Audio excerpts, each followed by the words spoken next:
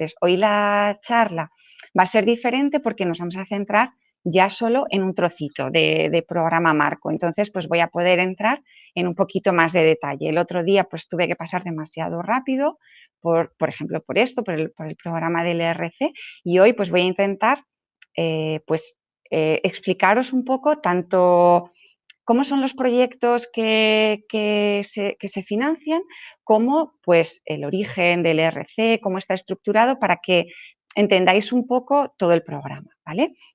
Entonces, bueno, imagino que recordaréis, hace 15 días en la otra charla, pues ya vimos que el Consejo Europeo de Investigación, el ERC, busca financiar proyectos de IPs excelentes, ¿vale? Y sus equipos de investigación para que lleven a cabo una investigación rompedora, lo que ellos llaman en la frontera del conocimiento, ¿vale? Para que podamos consolidar el liderazgo de la ciencia europea a nivel mundial, ¿vale? Eso es, digamos, el gran reto que se plantea el ERC, ¿vale? En Horizonte Europa, la excelencia científica seguirá siendo el único criterio para conceder este tipo de proyectos y seguirá funcionando el ERC con un enfoque bottom-up, que llaman ellos, ¿vale? Sin prioridades temáticas predeterminadas. El IP es libre de decidir sobre qué quiere diseñar su proyecto y luego únicamente tenemos que decidir qué panel de evaluación es el más adecuado, ¿vale? Bueno, empezamos contextualizando el ERC en Horizonte Europa, en el nuevo programa marco. Recordando la estructura de Horizonte Europa que vimos el otro día, el ERC se sitúa en el primer pilar, ¿vale? En el de ciencia excelente. Ya vimos también el otro día que el presupuesto de Horizonte Europa es de unos 95.500 millones de euros, de los cuales unos 16.000 millones se van a destinar al ERC, ¿vale? Si vemos la evolución del presupuesto del ERC en los 3 últimos programas marco, el 7º programa marco, Horizonte 2020 y Horizonte Europa, vemos que hay una clara apuesta de la Comisión por este programa, ¿vale? De todas formas, claro, si lo veis, podéis decir, bueno, pero no hay tanto incremento, ¿no? De Horizonte 2020 a Horizonte Europa no hay tanto, ¿vale? Es importante destacar que esta cifra de presupuesto del ERC para Horizonte Europa, esos 16.000 millones, solo incluye las contribuciones de los 27 Estados miembros, ¿vale? Y todavía tenemos que añadir la contribución que va a hacer Reino Unido. Históricamente, la contribución de Reino Unido al programa marco ha sido de un 15% aproximadamente. Por lo tanto, si Reino Unido finalmente pasa a ser asociado, los acuerdos están todavía actualmente en negociación, tendrá que contribuir económicamente tanto a Horizonte Europa como al ERC. Se espera que esa contribución vuelva a ser del 15%, por lo que estos 16.000 millones se incrementarían en torno a un 15%, ¿vale? Como curiosidad decir que Reino Unido ha sido históricamente el país que más proyectos y más euros ha conseguido del ERC, así que ellos tienen un especial interés en que estos acuerdos de asociación lleguen a buen término, con lo cual este importe será mayor. Aquí podemos ver algunos de los logros del ERC desde su creación en 2007. Más de 10.000 investigadores excelentes financiados, más de 75.000 investigadores y otros profesionales contratados en proyectos ERC, más de 13.000 millones para financiar proyectos, más de 150.000 artículos en revistas prestigiosas han derivado de proyectos ERC, más de 800 instituciones han acogido a investigadores ERC, lo que la Comisión llama ERC Grantees, y se han financiado investigadores de 84 nacionalidades, ¿vale? La Comisión se siente especialmente orgullosa de los investigadores que han ganado premios internacionales, tales como premios Nobel, Medalla Fields u otros premios prestigiosos. Vamos a ver un poco cómo es la estructura del Consejo de Investigación, ¿vale? Del Consejo Europeo de Investigación. La Comisión creó el ERC en 2007 como un programa de financiación para científicos diseñado por científicos, ¿vale? De hecho, todo el programa está dirigido por científicos. El ERC está regido por un consejo científico y una agencia ejecutiva. El Consejo Científico, su principal misión es garantizar la independencia del ERC, ¿vale? Ellos son los que determinan la política científica, que posteriormente se va a concretar en los programas de trabajo, los que se ocupan de definir los criterios de evaluación, de seleccionar a los expertos evaluadores, de monitorizar la implementación de los programas, etc. Y los que se ocupan de asegurar la comunicación entre la comunidad científica y la sociedad europea. Este punto es importante para el ERC. Este consejo científico está formado por 22 científicos muy eminentes, ¿vale?, a nivel europeo, y los miembros de este consejo son propuestos por un comité independiente de expertos que pueden ocupar su cargo durante 4 años, renovable una sola vez. Por otro lado, la ERCEA, la agencia ejecutiva que ha creado la comisión para el ERC, se ocupa de implementar el programa que define el Consejo, ¿vale? Por un lado, se ocupan de la gestión de las propuestas, organizando los paneles de evaluación, comunicando los resultados a los proponentes, firmando los acuerdos de subvención, etc. Y por otro lado, gestionando los proyectos concedidos. ¿Qué instrumentos de financiación ha definido el ERC para financiar proyectos? En principio, antes de comentaros los instrumentos, pues quería mostraros que el ERC ha definido 3 perfiles que ellos llaman, ¿vale?, para poder cubrir toda la carrera investigadora, ¿vale? Están los Starting Grants, los Consolidator Grants y los Advanced Grants. En el rango de los Starting se espera que los IPs ya hayan mostrado un potencial de independencia y madurez investigadora, y muy importante, los que estéis en esta franja más inicial de la carrera investigadora, hay un criterio de elegibilidad, y es que estos IPs deben tener al menos una publicación importante como autor principal o sin la participación del director de tesis, ¿vale? Este es un aspecto muy importante. Los Consolidator, ¿qué se espera de ellos? Pues que ya hayan mostrado esa independencia y esa madurez, no ese potencial, sino que ya haya una independencia y una madurez investigadora. En este caso se espera que esos IPs tengan varias publicaciones importantes como autor principal o sin la participación de su director de tesis. Y ya en los investigadores más senior, los advanced, pues se espera que tengan una trayectoria investigadora muy relevante en su ámbito a nivel internacional. Entonces, con estos 3 perfiles, pues la comisión define 5 esquemas, ¿vale? En cuanto a estos instrumentos de participación o esquemas, el ERC mantiene las 5 opciones que ya teníamos en Horizonte 2020. Quizá algunos ya las conocieseis, ¿vale? Vamos a verlas un poquito en detalle, cada una de ellas.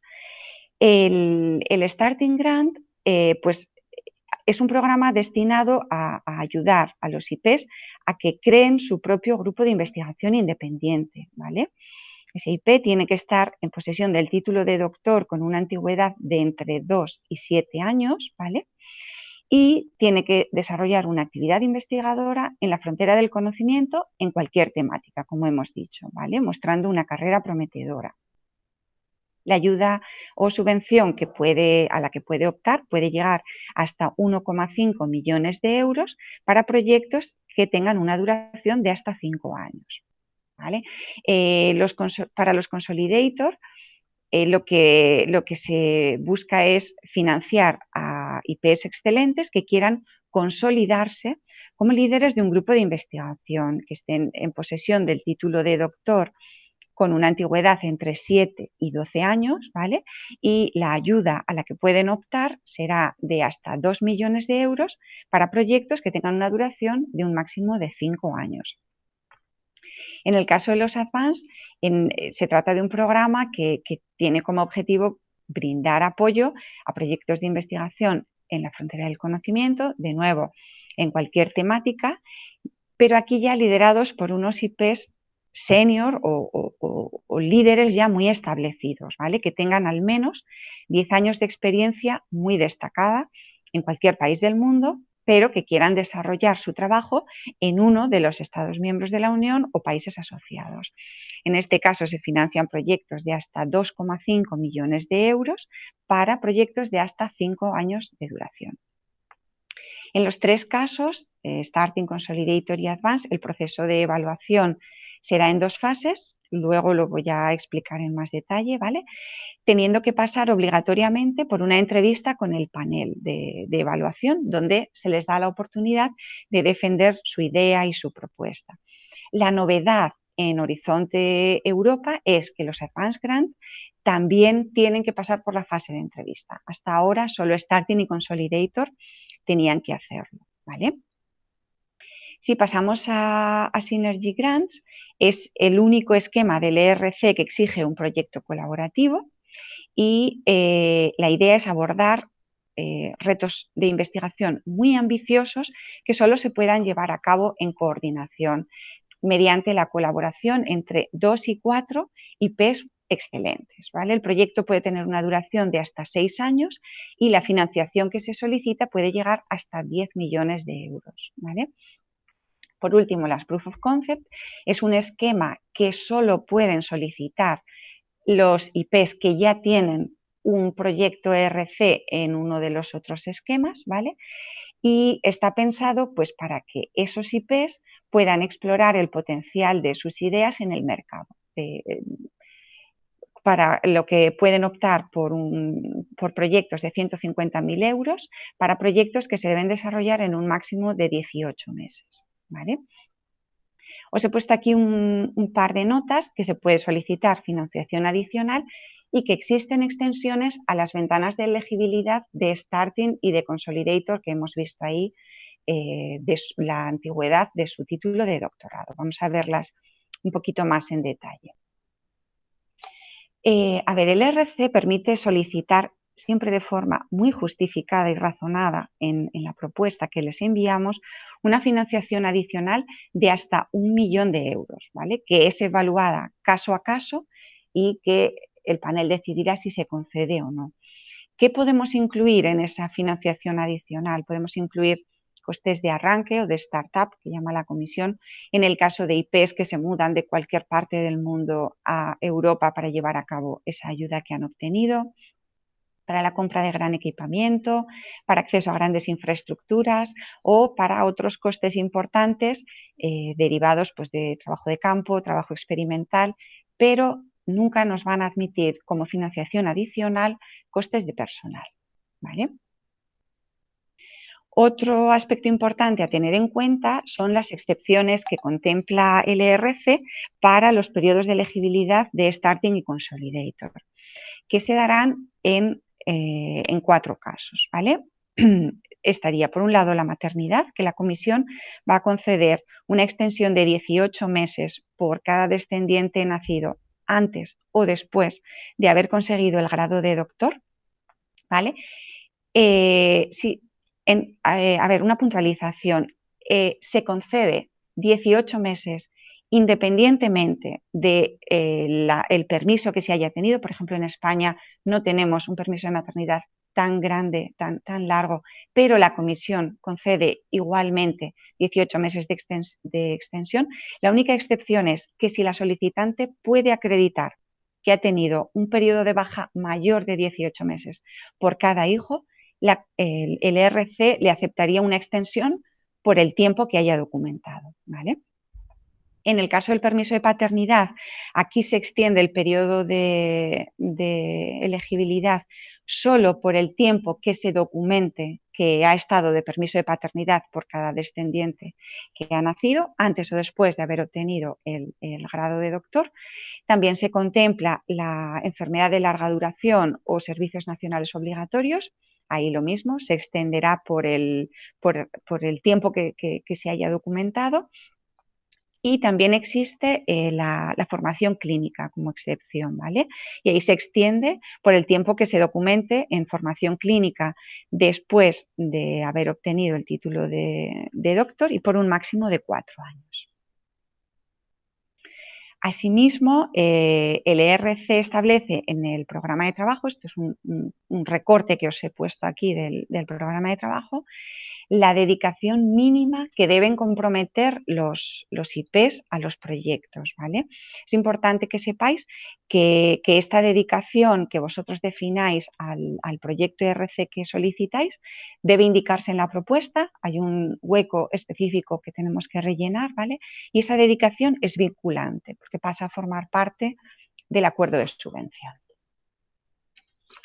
En cuanto a la institución de acogida o host institution, puede ser cualquier entidad legal, pública o privada, que esté establecida en un Estado miembro o país asociado. El IP tiene que indicar en la propuesta la institución de acogida en la que va a llevar a cabo su proyecto, ¿vale? Aunque en el momento del envío de la propuesta no es necesario que el IP esté contratado por la institución de acogida, sí lo será antes de que empiece el proyecto en caso de que éste sea concedido, ¿vale? Las obligaciones que tiene la institución de acogida pues serían firmar el Grant Agreement con la comisión, firmar un acuerdo suplementario con el IP en el que se establecen una serie de cláusulas, mínimo unas que nos da la comisión, podemos añadir otras en las que lleguemos a ese acuerdo. Se compromete a acoger y contratar al IP durante todo el proyecto, se compromete a garantizar la independencia científica del IP y se compromete a dar apoyo administrativo y a la investigación del IP. Como os decía, el ERC, y lo iréis viendo en distintos aspectos de cosas que os cuento a lo largo de la charla, os decía que estaba diseñado por investigadores para investigadores. Entonces, esta es una de las cosas, el hacer que la institución de acogida asuma todas estas obligaciones, pero además de ponerle estas obligaciones a la institución de acogida, para garantizar que las instituciones cumplen esas obligaciones, el ERC ha establecido que estos proyectos sean portables, que llaman, ¿vale? Es decir, que si el IP considera que las condiciones que le está brindando la institución de acogida no le permiten realizar su proyecto en las mejores condiciones posibles, puede llevárselo a otra institución, ¿vale? Entonces, bueno, llegados a este punto, espero que alguno de los investigadores que estáis escuchando, pues al menos os planteéis la posibilidad, bueno, pues a lo mejor quizá podría estar bien, ¿no?, que yo pensase en pedir un proyecto ERC. Podría ser una buena opción a tener en cuenta, ¿vale? En ese caso, pues probablemente surge la pregunta, ¿no? Pero, ¿por dónde empiezo?, ¿no? Bueno, pues vamos poco a poco. Lo primero que tendríamos que hacer, que es un punto clave, es elegir bien el panel de evaluación. Ya hemos comentado que la temática es libre, pero nosotros tenemos que seleccionar el panel que va a evaluar nuestro proyecto, ¿vale? El RC ha definido una estructura de paneles con sus correspondientes subpaneles para englobar todas las posibles ideas de la comunidad investigadora. Simplemente comentar que en Horizonte Europa se han añadido dos nuevos paneles, el PE11 y el SH7, y que no os aplican a vosotros en principio, pero bueno, os lo comento. Y en Ciencias de la Vida se han revisado los descriptores, ¿vale? El ERC es muy cuidadoso con los paneles y a ellos les gusta decir que en estos paneles tiene cabida todo el saber que existe y están en permanente revisión, pues para intentar que si surgen nuevas disciplinas o nuevas líneas, que todos vosotros encontréis un subpanel en el que os sintáis cómodos a recoger vuestra propuesta, ¿vale? Como os decía, es clave elegir bien el panel de evaluación para que podamos garantizar que tanto nuestro currículum como la naturaleza rompedora de nuestra idea sean adecuadamente valorados, ¿vale? El término naturaleza rompedora es un término que le encanta a la comisión, groundbreaking nature of the proposal, y es algo que si habéis leído algo de ERC o si a raíz de esta charla empezáis a leer, veréis que es un término que la comisión y el ERC utiliza mucho, ¿vale? Entonces, bueno, pues por todo esto que os he contextualizado un poco, en mi opinión, lo primero que deberíamos hacer es revisar cuidadosamente esta estructura de paneles y subpaneles para elegir el nuestro, ¿vale? Puede ocurrir dos cosas, o bien que a la primera ya digáis, lo tengo claro, mi panel de evaluación es este, o quizá pues dudéis entre dos, ¿vale? Entonces, bueno, tanto para confirmar que hemos elegido bien como para descartar uno de los dos que estamos en duda, pues yo os propongo dos vías de verificación, ¿vale? Por un lado, podemos confirmar que hemos elegido hemos elegido bien el panel de evaluación mirando los proyectos y los IPs que ha financiado cada panel, ¿vale? Entonces, aquí os pongo, esta es la página del ERC, ¿vale? Aquí os pongo la dirección de la página. Luego, como como os mandaré la presentación, pues podéis verlo. Entonces, en esta web del ERC se puede consultar esa información, los proyectos y los IPs financiados aplicando los filtros correspondientes, ¿vale? No sé si se ve mi ratón, si pinchaseis aquí en tipo de grant, ¿vale? En tipo de financiación, podemos elegir el esquema, Starting, Consolidator, Advanced, entonces ya ponemos un primer filtro. Y luego, pinchando aquí en Topics, pues podemos elegir el panel de evaluación, ¿vale? Entonces, esta es una primera manera de confirmar o poner en duda si, o hacernos pensar, o hacernos decidir, o hacernos dudar y buscar otro, si es el panel adecuado, ¿vale? Otra comprobación que podríamos hacer para confirmar si hemos elegido bien el panel es analizar los perfiles de los miembros de ese panel de evaluación, ¿vale? Esta información también está disponible en la web del ERC. En este caso, pues tendríais que venir aquí, News and Events, y entonces ir ya a la biblioteca de documentos que tiene, ¿vale? La composición de los paneles de evaluación se mantiene en una proporción muy elevada en años alternos. Es decir, si vamos a participar en la convocatoria 2021, la composición de los miembros del panel 2021 será confidencial, ¿vale? Y no podremos consultarla, solo es público el chair de ese panel, ¿vale? Pero podemos consultar la composición de los miembros del panel de 2019, que será muy similar, ¿vale? Entonces, pues bueno, simplemente teniendo este aspecto en cuenta de que va cambiando a años alternos, pues podemos consultarlo, ¿vale? Eso es importante porque al final esos evaluadores de ese panel con esos perfiles son los que tienen que valorar vuestro currículum y vuestra idea. Entonces, pues os ayudarán también a confirmar si hemos elegido bien.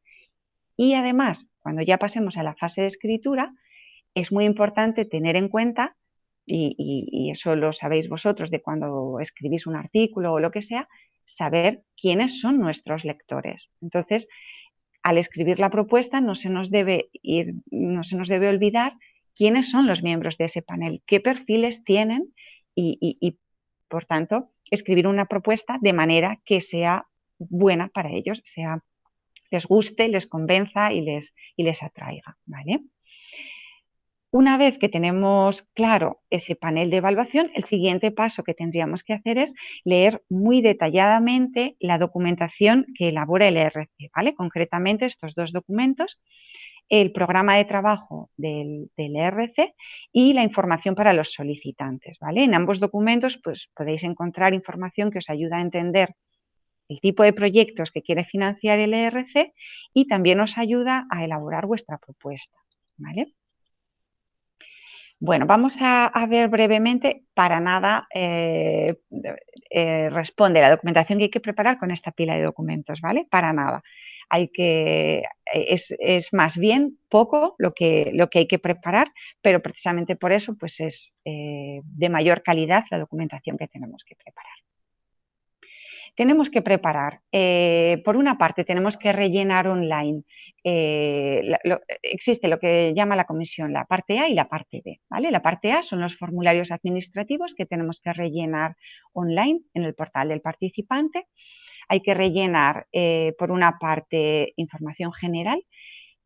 Destacar en esta parte de información general que tenéis que incluir el abstract de la propuesta, que es muy, muy, muy importante porque es la tarjeta de visita de vuestra propuesta y es muy importante pues, que sea atractivo, que al leerlo al evaluador enseguida le den ganas de empezar a leer, qué se os ha ocurrido, cómo vais a abordarlo, ¿vale? Y también muy importante, hay que rellenar en el formulario A1 las keywords con las que vosotros definís vuestro proyecto. Son muy importantes porque se van a utilizar para seleccionar a los evaluadores, ¿vale? Vosotros con esas keywords estáis poniéndole unas etiquetas a vuestra propuesta, ¿vale?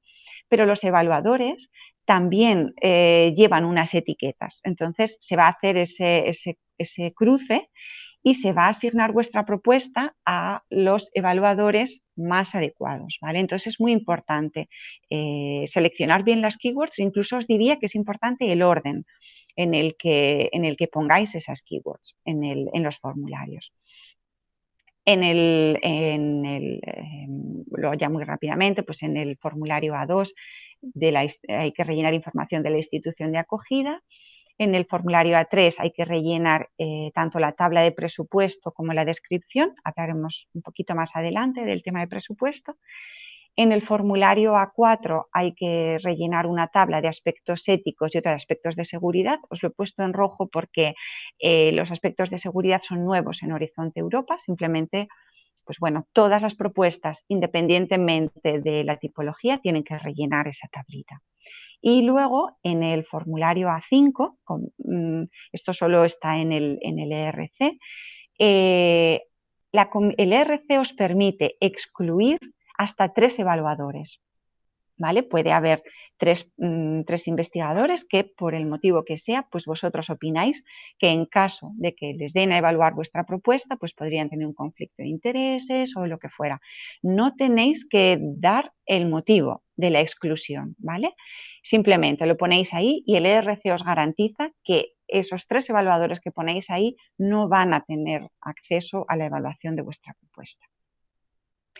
Luego, en la parte del portal, como anexos, en caso de que, bueno, siempre tenemos que subir la carta de apoyo de la institución de acogida. Esto es un template que nos da la comisión y es un criterio de elegibilidad. Si se solicita un proyecto RC con una institución, tenemos que subir la carta en la que esa institución se compromete a acoger el proyecto en caso de que el proyecto sea financiado.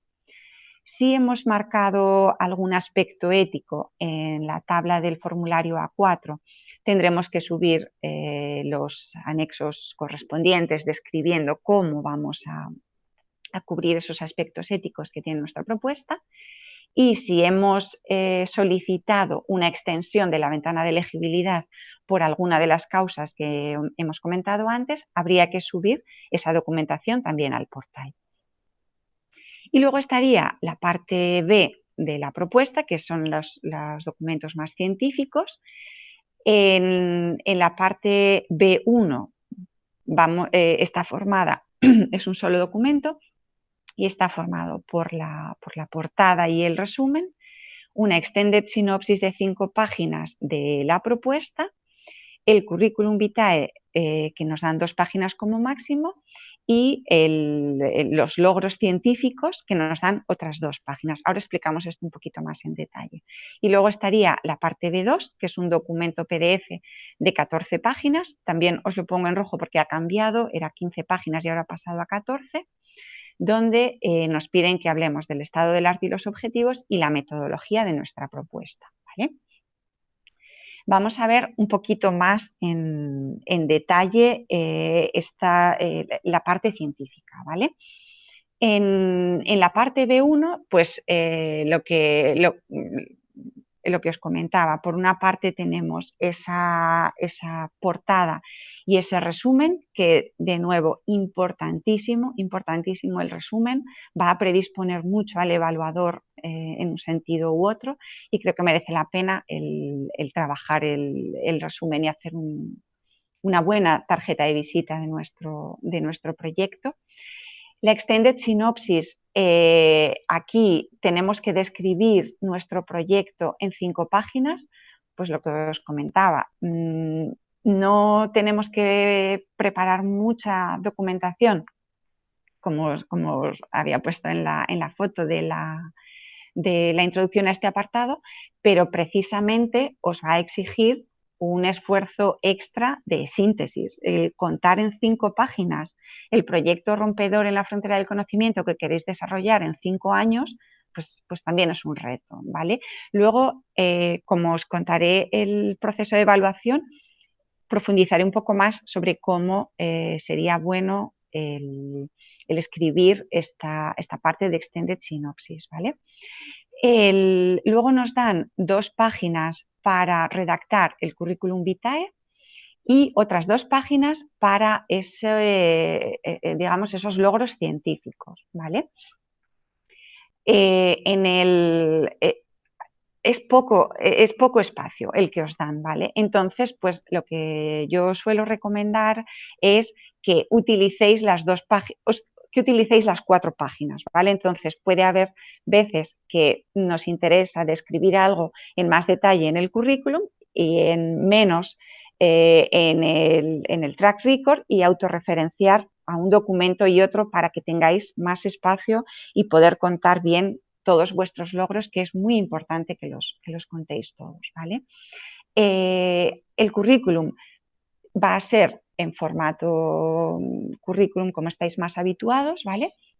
Viene ya el template con una serie de apartados, mientras que el track record es, digamos, un folio en blanco. Ahí os dan pie a que lo redactéis como vosotros queráis. Podéis hacer todo en estilo, pues, redacción, como un relato, digamos, de cómo desde que termináis el doctorado, pues el tipo de pasos que habéis ido dando que os han llevado hasta pedir este proyecto, o hacerlo también con bullets, o hacerlo con gráficas, os da un poco pie a que lo podáis hacer como queráis, ¿vale?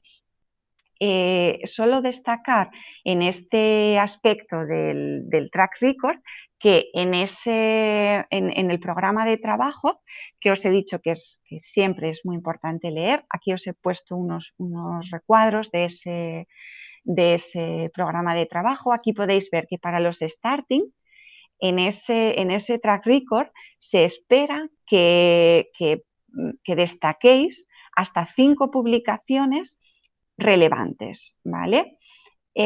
Para los consolidators se espera que destaquéis hasta 10 publicaciones relevantes, y en Advanced lo mismo, hasta 10 publicaciones, ¿vale?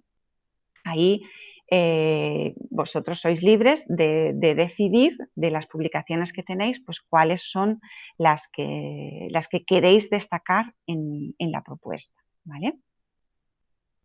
En la parte B2, pues tenemos 14 páginas para contar nuestra propuesta, ¿vale? El template, pues bueno, como solo nos dice, o sea, solo tiene 2 secciones, estado del arte de objetivos y metodología. Pues bueno, me he permitido poner ahí la foto de que casi esto es un lienzo en blanco, ¿vale?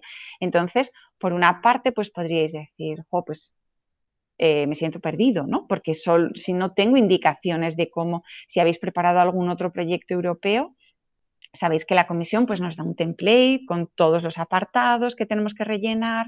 Ahora, además, en Horizonte Europa, pues la comisión ha introducido muchas explicaciones de cada una de esas secciones que espera que rellenemos, tal, mientras que aquí no hay indicaciones. Y de hecho, por ejemplo, en la Extended Synopsis no hay ninguna indicación. Aquí aún nos da 2 secciones, pero en la Extended Synopsis no nos da ninguna explicación. Pues yo lo que os diría es que todo lo contrario, que lo que os da es, digamos, no es que nos ayude, sino que os da pie a que seáis creativos, a que planteéis una propuesta a vuestro estilo, con la que os sintáis cómodos y con la que veáis que sois capaces de transmitir de la mejor manera vuestra idea y vuestro reto, ¿vale? Luego, al final, si me lo permitís, pues os daré algunos consejos míos personales basados en mi experiencia, y hablaremos también de esto. En cuanto a los aspectos económicos de los proyectos ERC, la financiación es del 100% de los costes elegibles, incluyendo unos costes indirectos del 25% de los costes directos. En esos costes directos, pues podemos incluir costes de personal, tanto del IP como de su equipo investigador. En la siguiente diapositiva ampliaremos un poco la información sobre el equipo. Podemos incluir equipos, teniendo en cuenta que solo podemos declarar la amortización de los mismos en base a la política que haya en la institución de acogida, consumibles, viajes, publicaciones, etc. Para la gestión económica de los proyectos ERC siempre se aplican las reglas internas de la institución de acogida. Importante destacar que son ayudas bastante flexibles, podemos introducir cambios en el presupuesto siempre debidamente justificados durante la implementación del proyecto y no son muy exigentes en cuanto a elaboración de informes para la comisión. Tenemos que hacer 2 informes científicos, uno a mitad del proyecto y otro al final, y 4 informes financieros cada 18 meses. A la hora de describir el presupuesto que solicitamos para la propuesta, esto que os pongo aquí es igualmente un extracto de lo que nos pide la comisión en los formularios.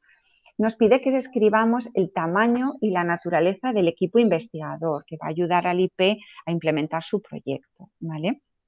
Entonces, tenemos que describir los miembros del equipo, su expertise, ¿vale? En caso de que sea personal de nueva contratación, pues tenemos que indicar el perfil que vamos a buscar, ¿vale? No tenemos por qué tener todos los miembros ya con nosotros para llevar a cabo el proyecto, ¿vale?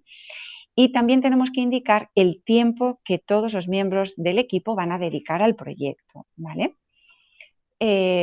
Cuando incluyamos en el equipo a algún investigador que sea ajeno a la institución de acogida, siempre para tareas muy concretas que tenemos que dejar descritas en la propuesta, tenemos que justificar muy bien la necesidad para el proyecto de que estos expertos participen puntualmente y el coste que va a suponer, ¿vale?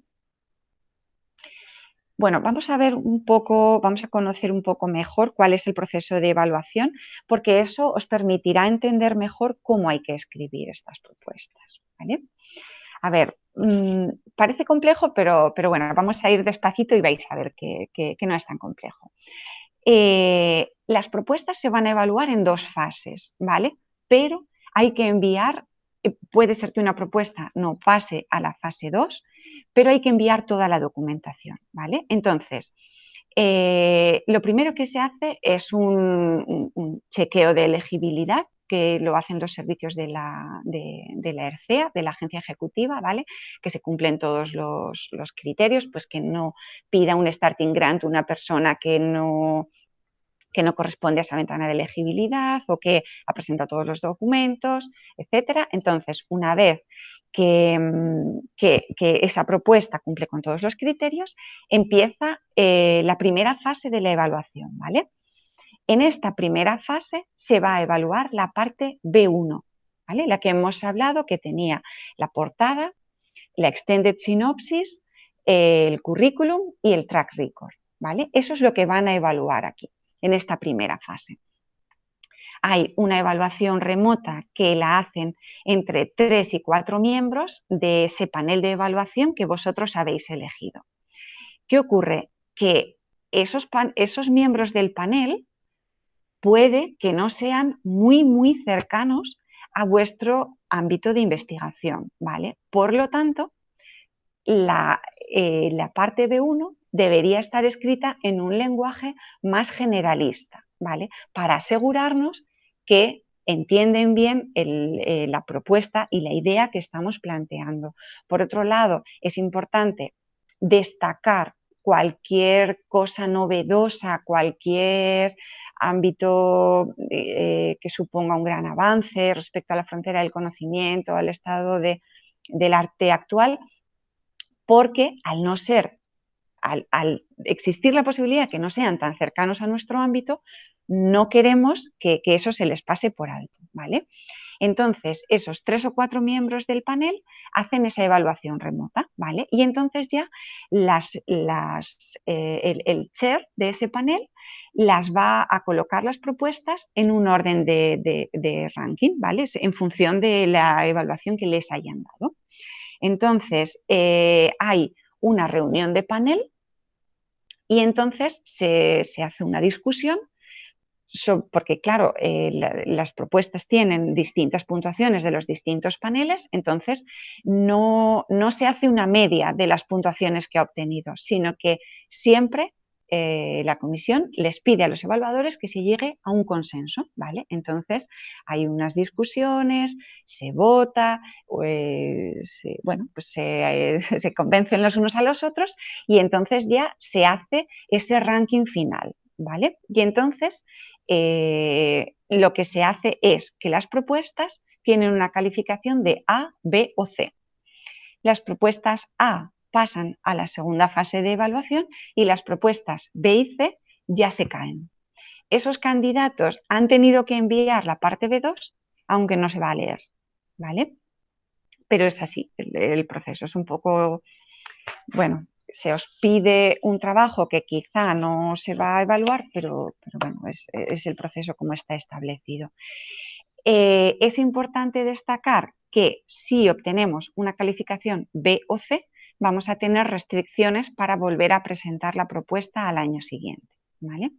Entonces, en este punto, a los solicitantes que han obtenido una propuesta B o C, ya se les envía el informe de evaluación diciéndoles que no han pasado, ¿vale? Y en ese mismo momento, a los candidatos que han obtenido una A, se les informa de que pasan a segunda fase de evaluación. Entonces, en este momento, pasan a leer tanto el documento B1 como el B2, ¿vale? Entonces, en este momento hacen la evaluación entre 4 y 5 miembros del panel y entre 2 y 3 revisores externos, ¿vale? Aquí el ERC va a proponer expertos de cualquier país del mundo lo más cercanos posible a vuestro ámbito, ¿vale? Entonces, entre los 4 o 5 paneles, miembros del panel, perdón, van a ser los más cercanos del panel a vuestro ámbito y además entre 2 y 3 revisores lo más cercanos también a vuestro ámbito, con lo cual la parte B2 la vamos a redactar ya con otro lenguaje, con un lenguaje ya mucho más de vuestro ámbito, ¿vale? Mucho más experto. Y ya pues podéis escribirlo pues eso, en otro lenguaje y en otros términos, ¿vale? Para que veáis por qué ambos se refieren a la propuesta, a vuestra idea, pero son muy diferentes uno de otro, ¿vale? Entonces, vuelve a ser el mismo proceso. Esos evaluadores hacen unas puntuaciones, se hace un primer ranking, vuelve a haber una reunión de panel en las que se hace un consenso, se hace la lista final, ¿vale? Y ya se convoca a la entrevista a los starting, a los consolidator y a los advanced, ¿vale? Después de esa entrevista, pues ya se hace otra reunión y ya se hace el ranking final. Los que han obtenido una A pasan a ser financiados hasta que se gasta el dinero, ¿vale? Se ponen en orden y se empieza a asignar el presupuesto. Y los que han obtenido una B, pues se les envía una carta diciéndoles pues, que han obtenido una B y que no van a ser financiados, ¿vale? Deciros que los que obtienen una B en la fase 2 no tienen ninguna restricción para volver a enviar la propuesta al año siguiente, ¿vale? Muy brevemente, la entrevista. Os he puesto aquí aspectos muy generales porque cada panel es libre de decidir cómo quiere organizar la entrevista, ¿vale? En total hay 30 minutos y bueno, pues el panel decide cuánto tiempo le da al IP para que haga una presentación de su proyecto. Si antes decíamos que se os exige un ejercicio muy grande de concreción al pediros que presentéis una idea rompedora que vais a llevar a cabo en 5 años en 15 páginas, imaginaros si hay que hacerlo en una presentación de 3 minutos o 5 o 10 minutos, ¿vale? Pero bueno, pues hay que trabajarlo mucho y hay que preparar muy bien esa presentación. Y luego se abre una ronda de preguntas que hace el panel al IP, ¿vale? Esos miembros del panel que están ahí, pues hay, desde luego, evaluadores muy expertos en científicos, pero posiblemente no sean muy cercanos a vuestro ámbito, ¿vale? Y además, si veis ahí, os he puesto una estrellita, aquí hay una estrellita, que es el lead reviewer, ¿vale? Es el que tiene los comentarios de los expertos externos, ¿vale? Entonces, estos expertos externos han podido dejar preguntas que quieren que se os haga en la entrevista, ¿vale? Entonces, ¿cuáles retos que se os plantean en esta pregunta, en esta entrevista, perdón? Pues responder a preguntas tanto de personas muy poco cercanas a vuestro ámbito como muy cercanas al mismo, ¿vale? Entonces, bueno, pues es importante el trabajar y el preparar bien estas entrevistas. El ERC siempre nos dice que la excelencia es el único criterio de evaluación en este tipo de proyectos, aplicado tanto al IP como a su proyecto de investigación, ¿vale? En el programa del trabajo del ERC aparecen los criterios de evaluación. De hecho, yo esto que os pongo aquí es un extracto que he cogido. Y bueno, los criterios de evaluación aplicables a los proyectos pues serían pues, la naturaleza rompedora, que os he dicho ya, la ambición y la viabilidad, ¿vale? Por un lado, van a evaluar la naturaleza rompedora de la propuesta y su impacto potencial, y por otro van a evaluar la aproximación científica que hagáis al problema planteado, ¿vale? Aquí a la derecha os he indicado los criterios de evaluación que aplican a la parte B1 y a la parte B2, ¿vale? Que sería otro aspecto que tendríamos en cuenta a la hora de redactar ambos documentos. También aparece en el programa de trabajo del ERC los criterios de evaluación aplicables a los IPs, que sería en este caso pues, la capacidad intelectual y la creatividad.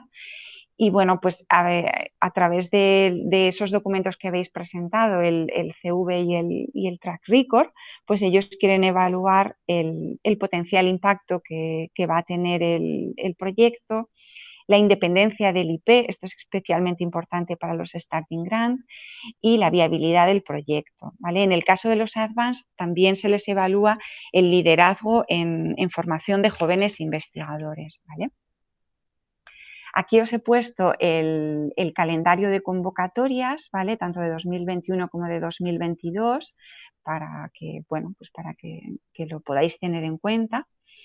Y por último, bueno, pues como os decía, pues os iba a dar aquí unas recomendaciones muy personales y tomarlas como mi opinión personal, ¿vale? En mi trayectoria anterior en la universidad, pues tuve la suerte de participar en la redacción bueno, pues de un buen número de propuestas ERC. Además, pues afortunadamente varias de ellas fueron financiadas. Entonces, pues lo que yo aquí os voy a dar un poco son mi opinión personal y tomarlo así, ¿vale? Lo primero que os diría es que no os autoexcluyáis de participar en una convocatoria ERC. Sí que son muy competitivas, precisamente por eso luego son muy prestigiosas, pero no lo hagáis, no os autoexcluyáis porque lo que sí que os diría es que es importante analizar el currículum, ¿vale? Frente a esos posibles competidores que van a llegar. Por eso os decía que analicéis el currículum de los investigadores que ya ha financiado el panel, ¿vale? Y en base a ese análisis decidáis cuándo participar. Por eso os había puesto esa foto de que esto puede ser un proyecto a corto, medio o largo plazo, ¿vale?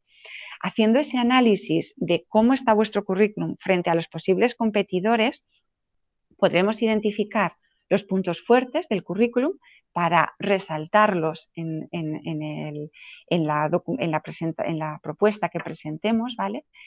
Y también nos permitirá preparar una hoja de ruta para mejorar esos puntos débiles. Si veis que todos los candidatos que lo solicitan en ese panel, pues por decir algo, han organizado un congreso científico internacional, pues bueno, pues nos vamos a apuntar que nos falta ese logro, ¿vale? Y entonces pues vamos a pensar, si queremos pedir esto en un medio plazo, pues vamos a intentar que en ese tiempo que nos queda, pues podamos cubrir todos esas debilidades, entre comillas, del currículum que hemos identificado, ¿vale? Si tenéis una idea rompedora que creéis que podría suponer un cambio, un salto en vuestro ámbito científico o en otros, animaros a escribir un proyecto RC. Como primera aproximación, olvidad los templates, dentro de que son bastante lienzo en blanco, pero aún así, olvidadlos y pensar en la idea, olvidad el límite de páginas, olvidad todo. Pensad en vuestra idea.